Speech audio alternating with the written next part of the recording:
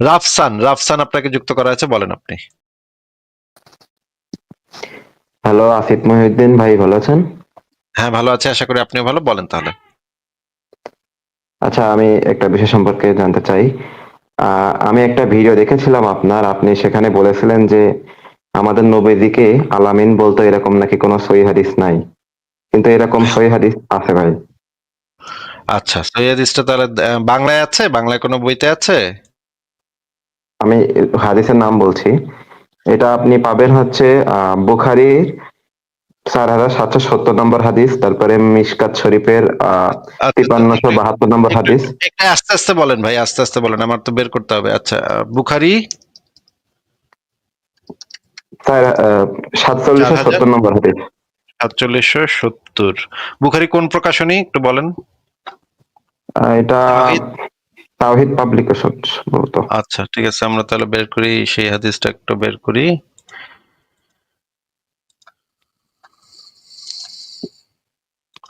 বুখারী 4770, এই যে নাম্বারটা ঠিক আছে ভাই, 4770। হ্যাঁ, ঠিক আছে। বুখারী তাওহীদ, আচ্ছা ঠিক আছে, আমরা একসাথে পড়ি, আসেন দেখি এখানে কি বলা আছে। আহ আল্লাহ তাআলার বাণী, তোমার নিকট আত্মীয় সতর্ক করে দাও, মুমিনদের প্রতি বিনয়ী হও। ইবনে আব্বাস বলেন, আরোহণ করলেন, হে বানি ফিহর, হে বানি আদি কুরাইশদের বিভিন্ন গোত্র। কোন জায়গাটাতে বলা আছে যদি একটু দেখাই দিতেন, তাহলে তাড়াতাড়ি যাওয়া যেত। এটা তো অনেক বড় না, বড় না, ছোটই হাদিস। বলেন ভাই, একটু কোন একটু জায়গায় বলা নিচে আছে? যান, একটু একটু নিচে যান। কোন জায়গায়? আহ আর একটু পরে যান। হ্যাঁ, ওই যে এই যে এখানে দেখা যাচ্ছে যে তারা বলল, হ্যাঁ আমরা আপনাকে সর্বদা সত্য পেয়েছি। এটার আচ্ছা আরবি হচ্ছে এই সত্য, এই সত্যর আরবি হচ্ছে আলামিন। আচ্ছা, একটু দেখান তো কোন জায়গায় এটা। ওই যে লেখা আছে, উপরে যান। হ্যাঁ, আমরা আপনাকে সর্বদা সত্য পেয়েছি, সর্বদা এটা কারা সত্য পেয়েছি। কারা বলল?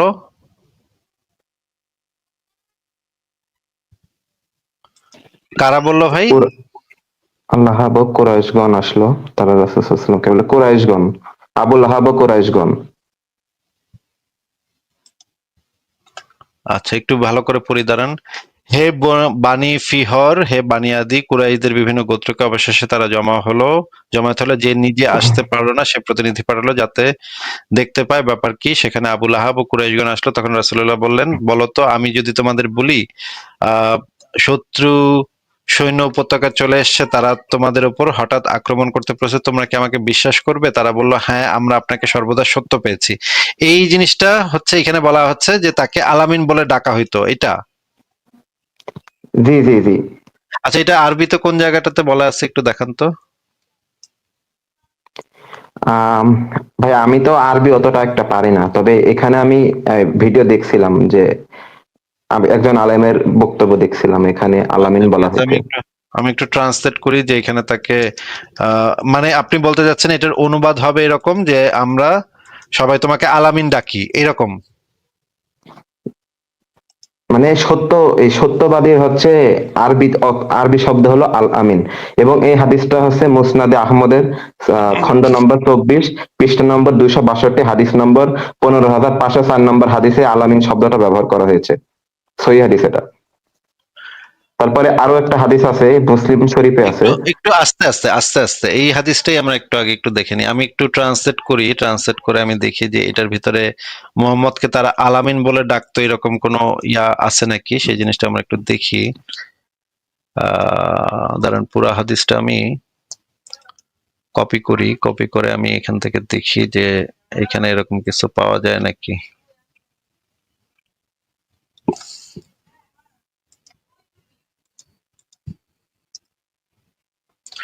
পুরা হাদিসটা আমি কপি করেছি, এখানে দেখা যাচ্ছে ভাই।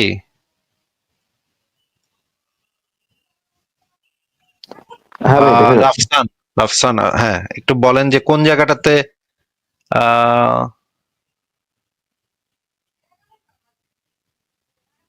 হ্যাঁ, এখানে বলা হচ্ছে তারা বলল, হ্যাঁ আমরা কখনোই জানি না যে তুমি মিথ্যা বলেছো, এই জিনিসটা এখানে বলা আছে। তাহলে আমি এই অংশটুকু বাদ দিয়ে দেখি কোন জায়গাটাতে এটা বলা আছে।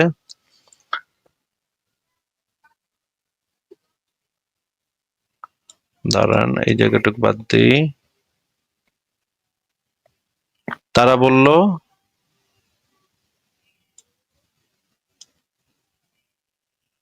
হ্যাঁ, সে তোমাকে বললো আমি বিশ্বাস করবে। আমি বললাম আচ্ছা ঠিক আছে, এই অংশটুকু বাদ দিয়ে দেখি। না, এবং ভাই আপনি আরেকটা কাজ করতে পারেন, আল আমিন শব্দের অর্থ সার্চ করতে পারেন, ওখানে আহ, সত্যবাদী আল আমিন শব্দের অর্থ বলা এটা হয়েছে। আমি দেখতেছি, আবার আরেকটা ইয়া করেন না ভাই, এখানে দেখে দেখে নিই।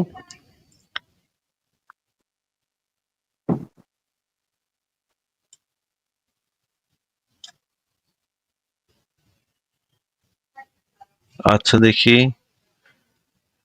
আবু জাও, আচ্ছা একটু সাউন্ড দিই। جربنا عليك إلا صدقا قال فإني نذير لكم بين يدي عذاب شديد فقال أبو لهب تبا لك سائر اليوم ألهذا সাউন্ড কি শোনা গেছে ভাই? جربنا সাউন্ড কি শোনা গেছে? হ্যাঁ শোনা গেছে ভাই। কিন্তু এখানে তো আমি আলামিন পাইলাম না কোথাও।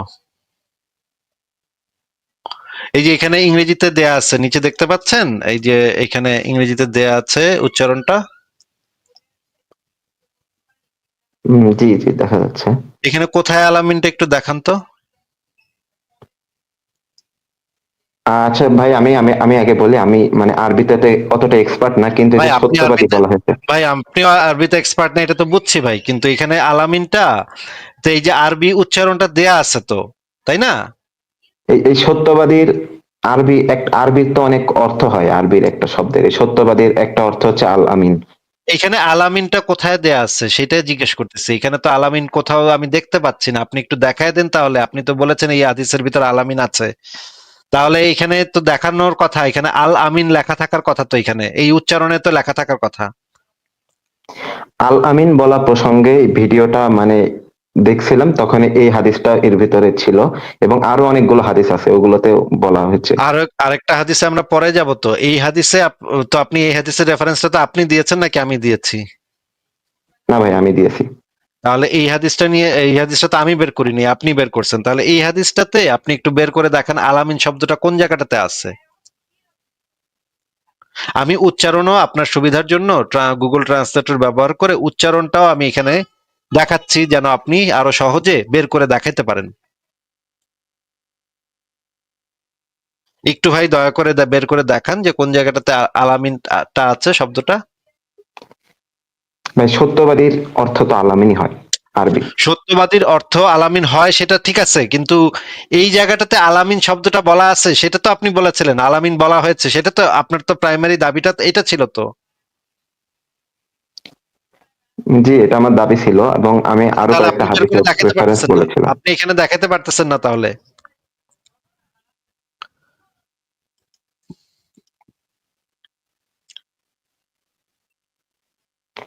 আচ্ছা আচ্ছা ঠিক আছে দেখেন। ভাই, আমি স্বীকার করছি যে এই হাদিসে মানে আরবিতে বলা হয়নি আল আমিন। আচ্ছা, এই এই আরো ব্যাকে গেলাম, আমি ব্যাকে গিয়ে আমি দেখতেছি যে এখানে কোথাও আলামিন আছে নাকি। আহ, একটা আছে আল ইয়াউম আলিহাধা, আলামিন তো এখানে আমি দেখতে পাচ্ছি না ভাই, এখানে তো নাই, আলামিন শব্দটা এখানে নাই। আচ্ছা, আমরা চ্যাট জিপিটি কে জিজ্ঞেস করব কি যে এখানে আলামিন বলে ডাকা হয়তো এরকম কিছু আছে নাকি। হ্যাঁ দেখতে পারেন। ঠিক আছে, আপনি আপনি আপনি এক কাজ করেন, আপনার কাছে কয়টা রেফারেন্স আছে এরকম? আচ্ছা আমি তাহলে বলি ভাইয়া, একটা আছে, সেটা হলো আহ দাঁড়ান, ওয়েট, আমি দেখে নিই। মুসনাদে আহমদ 24 নম্বর খণ্ড, পৃষ্ঠা নম্বর 262, হাদিস নম্বর 15,504। এটা একটা সহিহ বাংলা, হাদিস। বাংলা অনুবাদ যেগুলোর হয়েছে সেগুলো থেকে দেখান আগে। জি জি ভাইয়া, এটা এটা বাংলা অনুবাদ আছে। আমি আচ্ছা, আমি তাহলে একটু ভাইয়া লিঙ্কটা, হচ্ছে, লিঙ্কটা আমি প্রাইভেট যে চ্যাটে, মোবাইল ফোন লিঙ্কটা দেন, আছি। প্রাইভেট চ্যাটে লিঙ্কটা দেন, আমি লিঙ্কটা ওপেন করছি। এটা আছে ভাই হচ্ছে রেসপন্স টু অ্যান্টি ইসলাম, এই ওয়েবসাইট থেকে আমি এটা দেখেছি। না না, এই এই ওয়েবসাইট তো কোনো আহ, অনুবাদ হিসেবে কোনো বই বের হয়েছে? এটা যদি পার্সোনাল কেউ অনুবাদ করে সেই অনুবাদ তো এখানে গ্রহণযোগ্য হবে না ভাই। এই অনুবাদ কি বই হিসেবে বের হয়েছে কোথাও থেকে?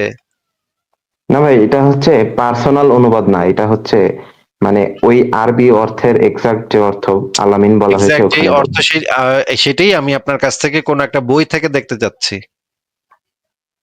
হ্যাঁ, আমি তো রেফারেন্সটার নাম বললাম যে সেই মুসনাদে। বইটার নাম বলেন, সেই বইটা কোন বই থেকে, কোন প্রকাশনী থেকে বের হয়েছে? ইসলামিক ফাউন্ডেশন, তাওহিদ পাবলিকেশনস, কোন প্রকাশনী থেকে বের হয়েছে আমি যদি সেই হাদিস বিডিতে অনুবাদটা? যাই, হাদিস বিডিতে সেই ভাই আমার মুসনাদে কথাটা আহমদের একটু কোনো শুনে, প্রকাশনের নাম নাই ভাই। কথাটা একটু শুনে সেটার উত্তরটা দেন। সেই প্রকাশনীর নাম নাই, তাহলে বইটা বের হয়েছে কোথা থেকে? মুসনাদে আহমদ নামে হাদিস গ্রন্থ আছে না, এখানে বলা হয়েছে। হাদিস গ্রন্থ তো আছে ভাই, কিন্তু বইটা তো প্রকাশনী ছাড়া বের হইতে পারে না, এটা তো আসমান থেকে নাজিল হইতে পারে না ভাই। কোরআনের মতো তো মুসনাদে আহমদ গ্রন্থটা আসমান থেকে ধাপাস করে কারো মাথায় গিয়ে পড়তে পারে না, একটা প্রকাশনী থেকে বের হইতে হয়। এটা আপনি জানেন না যে একটা বই যে একটা প্রকাশনী থেকে বের হইতে হয়, এটা আপনার আগে কখনো জানা ছিল না, আজকে প্রথম জানলেন? না ভাই, প্রকাশনী তো আছেই। তো প্রকাশনী তো নাই, আপনি একটু আগে বললেন প্রকাশনী নাই, এটা এটা প্রকাশনী মানে আমি হাদিস বিডিতে পাইনি এটা বললাম ভাই, হাদিস বিডিতে আচ্ছা, এরকম হাদিস মানে বইটাতে প্রকাশনী পাননি, তাহলে তো সেই বইটা কি আপনার কাছে আছে? আমার কাছে নাই, অনলাইন থেকে আমি। অনলাইন থেকে দেখছেন? আচ্ছা, অনলাইনে পিডিএফ আছে? ওয়েট, আমি মুসনাদে আহমদ, ইসলামিক সেন্টার ভাইয়া, এই মুসনাদে আহমদের প্রকাশনী ইসলামিক আচ্ছা, সেন্টার। পিডিএফ আছে? পিডিএফ আছে আপনার কাছে বইটার?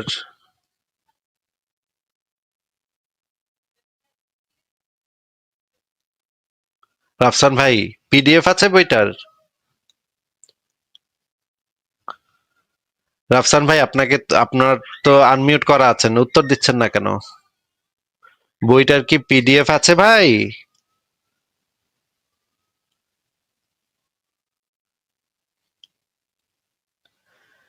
রাফসান, আপনার তো আনমিউট করা আছেন, আপনি উত্তর দিচ্ছেন না কেন? ফারাজ ভাই দেখেন অবস্থা, সে এখন উত্তর দিচ্ছে না। এখন কইব গিয়া যে আমারে মিউট করে দিছিল, আমার উত্তর দিচ্ছে না। ভাই অনলাইনে কোনো দিনী ব্রাদার trustmebro.com লিখলে হবে না ভাই ওইখান থেকে? ট্রাস্ট মি, অবশ্যই মুমিন ট্রাস্ট মি ব্রো লিখলে তো অবশ্যই সেটা একটা রেফারেন্স, ভ্যালিড রেফারেন্স হয়ে যায়। আমি একটা ডোমেইন কিনবো ভাবতেছি ফারাজ ভাই, trustmebro.com। এটা আমার অলরেডি কেনা ভাই। এই ডোমেন ফ্রি থাকবে না, এই ডোমেন বহু আগেই সেল হয়ে যাবে।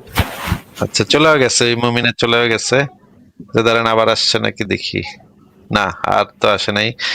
মুমিন ভাইটি, আপনি আবারও আসেন, এসে আপনি একটু দেখান যে আমাদের কাছে সেই বইটা নিয়ে আসেন, বা সেই বইয়ের পিডিএফটা নিয়ে আসেন, আমরা একটু দেখি।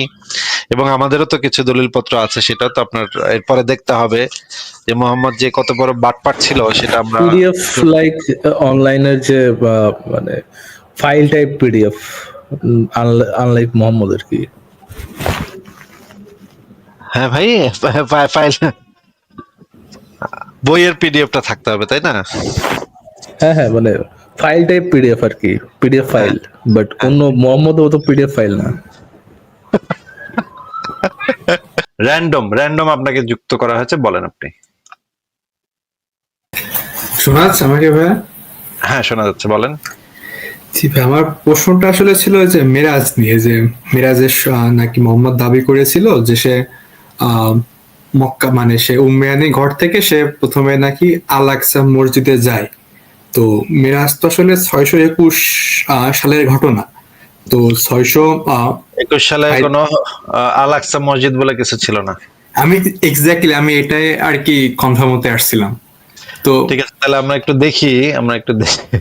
মানে দেখি মানে যে এটা এই গোড়াতে যখন গলো তখন এত এত আলোচনা করার তো আসলে দরকার পড়ে না মিরাজ নিয়ে, যে এই সত্য হতেই পারে, মানে স্টুপিড না না জাস্ট।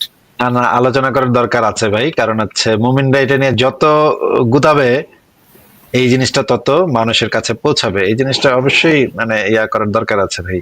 আমরা একটু দেখি যে আল আকসা মসজিদটার সম্পর্কে কি বলা আছে। আল আকসা মসজিদটা সেই সময়, আল আকসা মসজিদ বলে সেই সময় তো আসলে কিছু ছিলই না, একটা জায়গা কে যদি তারা আল আকসা মসজিদ বলে দাবি করতে চায় যে পুরা জায়গাটাই আল আকসা মসজিদ, কিন্তু আল আকসা মসজিদ হিসেবে কোনো কিছুই ছিল না। আমরা একটু দেখি যে এই যে আহ, এই বিষয়ে আর্কিওলজিক্যাল এভিডেন্স কি কি আছে। দেখেন এখানে যেটা আছে 70 খ্রিস্টাব্দের পরবর্তী সময় জেরুজালেমের যেই স্থানটিকে বর্তমানে টেম্পল মাউন্ট বা আল আকসা চত্বর বলা হয়, সেটা মূলত ইহুদিদের দ্বিতীয় পবিত্র মন্দির সেকেন্ড টেম্পল অবস্থিত ছিল। 70 খ্রিস্টাব্দে রোমান সেনাপতি টাইটাস জেরুজালেম অবরোধ করেন এবং এই মন্দিরটি সম্পূর্ণভাবে ধূলিসাৎ করে দেন। এরপর দীর্ঘ কয়েকশো বছর এই স্থানটি পরিত্যক্ত ছিল।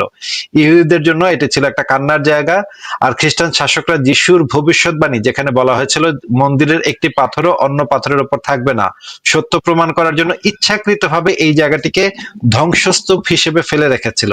অতএব জেরুজালেমে কোনো মসজিদ না থাকা অবস্থায় মসজিদুল আকসাতে নবীর সালাত আদায়ের দাবিটি ঐতিহাসিকভাবে অসম্ভব, একেবারেই সম্ভব না। সেখানে তাহলে কি ছিল? প্রার্থনালয় নাকি আবর্জনার ভাগার? ইসলামের আবির্ভাবের সময় এবং তথাকথিত মিরাজের রজনীতে আনুমানিক 621 খ্রিস্টাব্দ জেরুজালেম ছিল বাইজেন্টাইন খ্রিস্টানদের শাসনাধীন। ঐতিহাসিক সূত্রগুলো নিশ্চিত করে যে বাইজেন্টাইন ইহুদি ধর্মের প্রতি অবজ্ঞা প্রদর্শনের জন্য টেম্পল মাউন্টের ওই পবিত্র স্থানটিকে শহরের আবর্জনার ভাগার, গার্বেজ ডাম্প বা ডাম্পিং গ্রাউন্ড হিসেবে ব্যবহার করত। শহরের যাবতীয় ময়লা এবং নারীদের ঋতুস্রাবের ন্যাকড়া ফেলার স্থান ছিল সেটি। এই রেফারেন্স দেওয়া আছে, আপনারা পড়ে নিতে পারেন সংশয়.com-এ ঢুকে। এমনকি মহানবীর মৃত্যুর পরে 637-38 খ্রিস্টাব্দে যখন খলিফা ওমর ইবনুল খাত্তাব জেরুজালেম জয় করেন, তখন তিনিও ওই স্থানটিকে ময়লার স্তূপ হিসেবেই আবিষ্কার করেন। বিখ্যাত মুসলিম ঐতিহাসিক আল তাবারি বর্ণনা পাওয়া যায়, খলিফা ওমর যখন টেম্পল মাউন্টে প্রবেশ করেন তখন তাকে এবং তার সঙ্গীদের হামাগুড়ি দিয়ে ময়লার স্তূপ পার হতে হয়েছিল এবং পরবর্তীতে তিনি নিজে সেই আবর্জনা পরিষ্কারে হাত লাগিয়েছিলেন। তাবারির বর্ণনা আমরা পড়বো। দেখেন, তাবারির বর্ণনা অনুসারে খেলাফতের বিস্তারের সময় মুসলিম বাহিনী সিরিয়া ফিলিস্তিন অঞ্চল দখল করেছিল। জেরুজালেম তখন বাইজেন্টাইনদের নিয়ন্ত্রণে ছিল এবং তারা এক কঠিন অবরোধের মুখে পড়েছিল। জেরুজালেমের খ্রিস্টান নেতারা চেয়েছিল শান্তি চুক্তিতে স্বাক্ষরে পার্সোনালি খলিফা ওমর সেখানে উপস্থিত হতে। এইখানে তাবারির বর্ণনাতে যে জিনিসটা পাওয়া যায়, এই সময়ে যে জিনিসটা ছিল আবর্জনার স্তূপ দিয়ে ঢাকা ছিল পরিত্যক্ত এলাকা। আমরা একটু দেখি তাবারির হিস্ট্রিতে কি লেখা আছে। এই যে এইখানে দেখেন, এটা হচ্ছে তাবারির হিস্ট্রি গ্রন্থ থেকে নেয়া,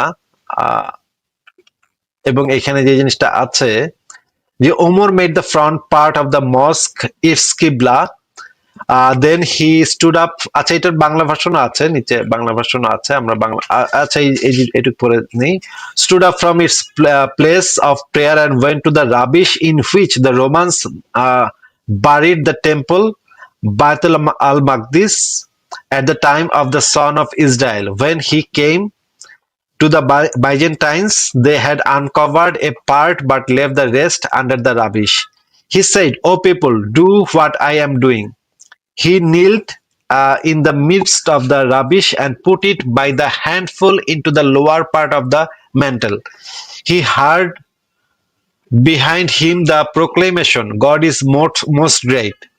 He disliked improper behavior in any matter and said, "What is this?" The people said, "Blah blah blah blah." দেখেন এখানে যে জিনিসটা বলা আছে, আমরা বাংলাটাও পড়ি। বাংলাটাতে ইবনে কাসিরের যে আল বিদা ওয়ান নিহায়া, সেখানেও আর মানে পরিষ্কারভাবে বর্ণনা করা আছে। দেখেন, এরপর তিনি বায়তুল মাকদিসে প্রবেশ করলেন সেই দরজা দিয়ে, মিরাজের রাতে রাসূলুল্লাহ যে দরজা দিয়ে প্রবেশ করেছিলেন।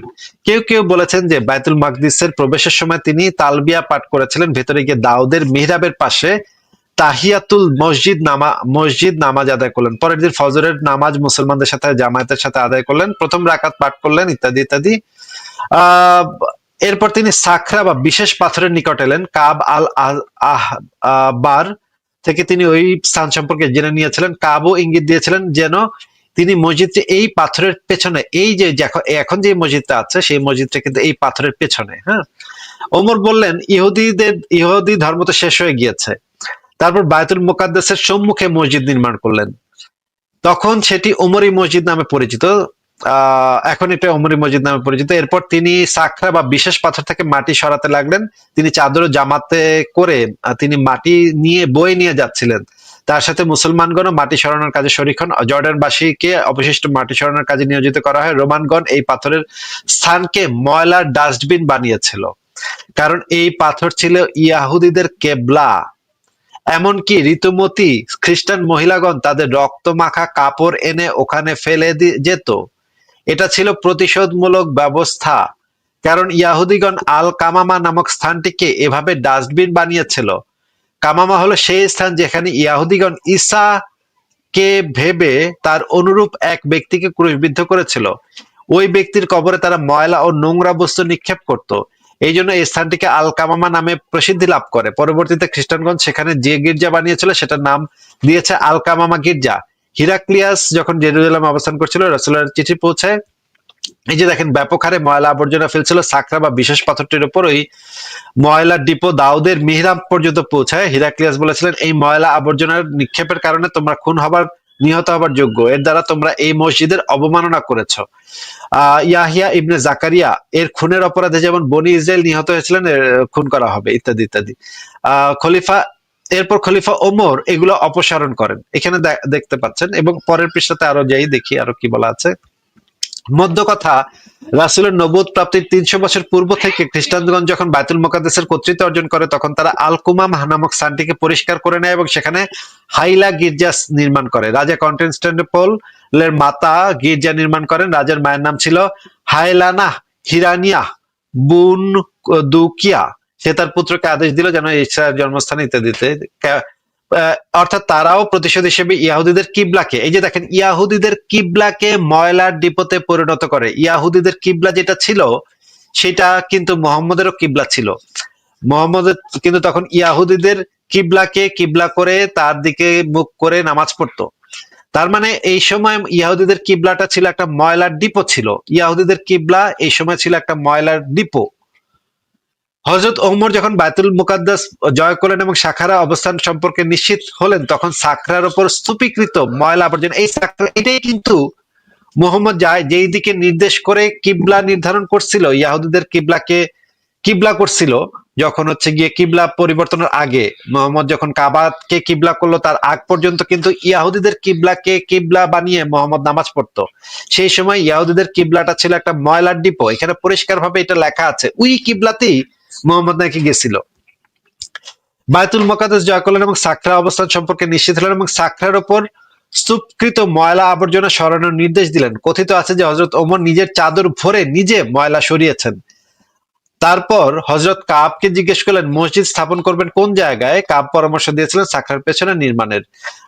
বুকে হাত দিয়ে বলেন, এখানে দেখেন আরো বলা আছে যে বায়তুল মুকাদ্দাস সামনে থাকবে, কোন জায়গায় ময়লা আবর্জনা সরিয়ে নিতে লাগলেন। তাহলে আমরা দেখতে পেলাম ইয়াহুদিদের কেবলাটা ছিল সেই সময় একটা ময়লা আবর্জনার ডিপো।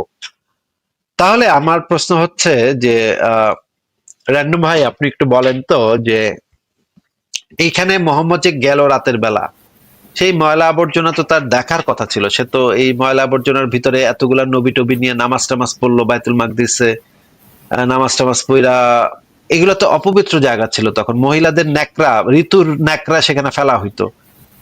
ঘটনা তো বুঝলাম না র্যান্ডম ভাই।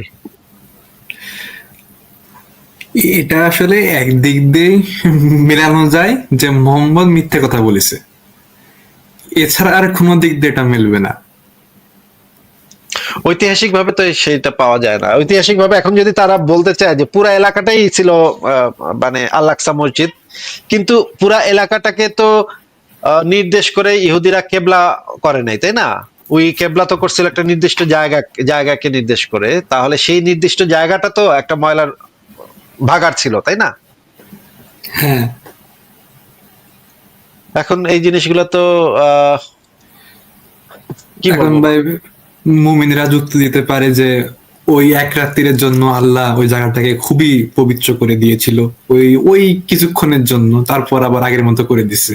এটাই এটাই যুক্তি, আর কোনো যুক্তি নেই। হ্যাঁ, এখন তো আর কি করবো ভাই, এটাই তো যুক্তি হয়ে যাবে। এক রাতের ভিতরে ফেরেশতাদেরকে আইনা সব জায়গা পরিষ্কার করা হয়েছিল তার আগে রাতে, পরে আবার সেই ময়লাগুলো আবার তারা আবার জায়গা মতো রেখে গেছিল ওই ফেরেশতারা। এইটা ছাড়া তো আসলে উপায় নাই এটাকে ইয়া করার। আর ভাই এই যুক্তির এগেনস্টে আমার কোনো যুক্তি আসলে জানা নাই, তো এর যুক্তি শোনার পরে আসলে আমি চুপ হয়ে যাই। ঠিক আছে ভাই, একদম আপনার দাঁত ভাঙা জবাব হয়ে গেল, তাই না? দাঁত ভাঙা জবাব। তো ভাই এরপরে আরেকটা কোয়েশ্চেন ছিল যে এই যে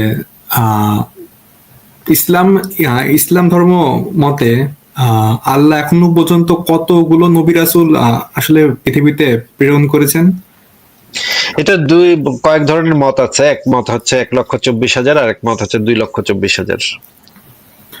তো এই সব নবী রাসূলদের অস্তিত্ব কি ঐতিহাসিক ভাবে কি প্রমাণিত, মানে তাদের কোনো কবর বা সমাধি কি পাওয়া যায়? না, আর না, যেগুলো এত তো আমরা পাওয়া যায় না। যেগুলো দেখি যে ইউটিউবে বা এই যে গুগলে গেলেও দেখায় যে অমুক নবীর কবর মানে শো করতেছে ইমেজ দিয়ে, তো ওগুলো আসলে কতটুকু সত্য?